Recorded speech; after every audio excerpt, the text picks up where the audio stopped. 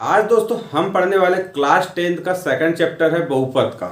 बहुपद में आज हम देखेंगे प्रश्नावली 2.1। 2.1 की शुरुआत करने से पहले मैंने आपको बहुपद का पूरा जो कॉन्सेप्ट था एक कॉन्सेप्ट के थ्रू पूरा बहुपद को आपको पढ़ा चुका हूँ, जिसमें हमने पढ़े थे कि कॉन्स्टेंट्स क्या होते हैं, वेरिएबल्स क्या होते हैं, साथ ही डिग्रीज क्या होती है, लाइनर पॉलिनॉमियल क्या होते हैं, क्यूबिक पॉलिनॉमियल क्या होते हैं। ये पूरा जो है हर चीज को कॉन्सेप्ट के बेस पे समझा था। मतलब पूरा का पूरा जो बहुपद था हमने जाना था कि बहुपद होने की क्या क्या शर्तें होती है, वो पूरा पूरा समझा था और अच्छे से कम हमको समझ में भी आ गया था।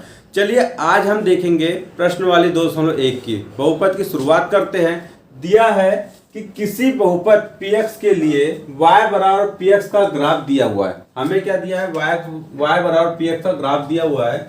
प्रत्येक स्थिति में px के शून्यकों की संख्या ज्ञात करना है। हमें क्या करना है, px के जो शून्यक है उनकी संख्या ज्ञात करना है। अब आपको एक ग्राफ दिख रहा होगा, मतलब मैंने आपको बनाया 6 ग्राफ बताया यहाँ पे।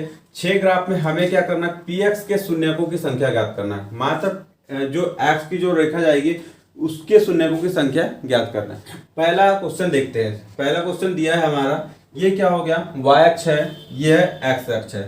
तो y अक्ष में क्या हो रहा है, एक रेखा दिख रही होगी आपको। तो ये क्या कर रही है, ये किसको प्रतिशत कर रही है, ये कर रही है y अक्ष को प्रतिशत कर रही है। तो और हमें क्या बोल रहा है, px के शून्यकों की संख्या। ये x पे कहीं ना कहीं कुछ दिख रहा है कि इस रेखा का टच कहीं नहीं हो रहा है। ये जो है x अक्ष जो रेखा खींची गई है, इस पे क्या हो रहा है कि मतलब कोई रेखा प्रतिच्छेद नहीं कर रही है। तो यहाँ पे क्या होगा, यहाँ पे होगा px के शून्यकों की संख्या क्या होगी, यहाँ पे शून्य होगी। यहाँ पे होगी px के शून्यकों की संख्या क्या होगी, शून्य होगी। ठीक है, बात करते हैं दूसरा वाला। तो दूसरा क्वेश्चन दिया है, ये y अक्ष हो गया, ये x अक्ष हो गया। ठीक है, अब हमें मात्र ये पूछा था कि x अक्ष के शून्यकों की संख्या क्या है। तो x अक्ष के शून्यकों की संख्या यहाँ पे क्या है, ये y अक्ष पे कर रही टच और एक कर रही है x अक्ष पे। तो मात्र x अक्ष पे कर रही है, तो इसलिए क्या होगी, यहाँ पे शून्यकों की संख्या क्या होगी, एक होगी, क्योंकि एक ही बार टच कर रहा है। ये जो मिल रहा है प्रतिच्छेद बिंदु क्या है, एक ही इसको x अक्ष को टच कर रहा है। तो यहाँ पे क्या होगी, शून्यकों की संख्या क्या होगी, एक होगी। ठीक है, उसी प्रकार से अगला क्वेश्चन देखते हैं। अगला क्वेश्चन में भी देखते हैं कि यहाँ पे जो x अक्ष है, x अक्ष पर शून्यकों की संख्या कितनी होगी। तो यहाँ पे देखना, ये एक टच कर रहा है, ये एक हो गया। ठीक है, ये है दूसरे, ये y अक्ष पे कर रहा है, इसको नहीं गिनना है हमको। दूसरा किस पे कर रहा है, ये एक हो गया, 3, ये हो गया दूसरा, और ये हो गया तीसरा। तो यहाँ पे क्या हो जाएंगे, यहाँ पे हो जाएंगे शून्यकों की संख्या क्या हो जाएगी, 3 हो जाएगी।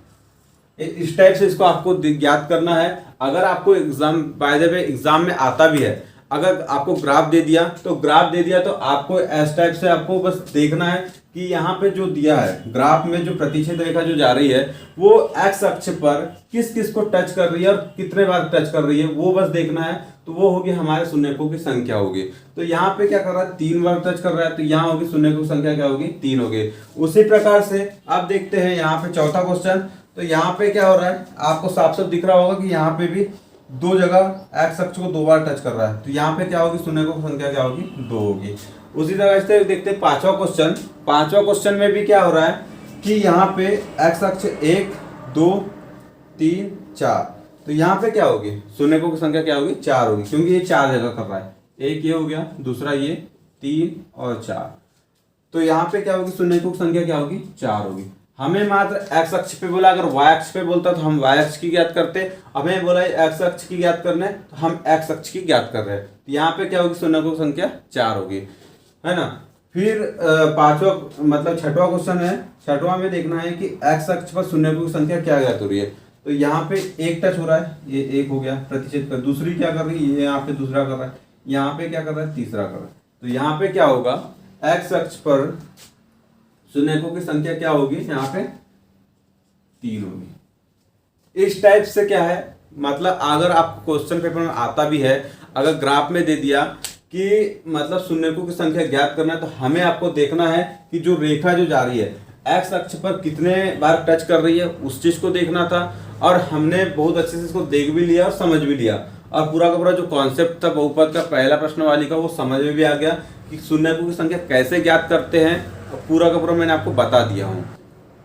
दोस्तों हमने अभी तक बहुपद को पूरा का पूरा समझ लिया। बहुपद के बाद उसकी जो प्रश्नावली 2.1 थी उसको भी पूरा का पूरा समझ लिया, जिसमें मैंने आपको बताया कि पी एक्स के शून्यकों की संख्या कैसे ज्ञात करते हैं। अगर वो बोल देता वाई अक्ष के शून्यकों की संख्या ज्ञात कीजिए, तो वाई पे जितनी रेखाएं टच कर रही होगी हम वाई अक्ष के शून्यकों की संख्या निकाल लेते हैं। अब हमने बोला था कि एक्स अक्ष की बात किया था, तो हमने पूरा का पूरा एक्स अक्ष के शून्यकों की संख्या ज्ञात कर लिया, और मैंने आपको बता भी दिया कि कैसे ज्ञात करते हैं पूरा का पूरा कॉन्सेप्ट के थ्रू। मतलब हमने बहुपद को पूरा पढ़ा था। आज हमने प्रश्नावली 2.1 को समाप्त कर दिया है। आज के लिए दोस्तों इतना ही।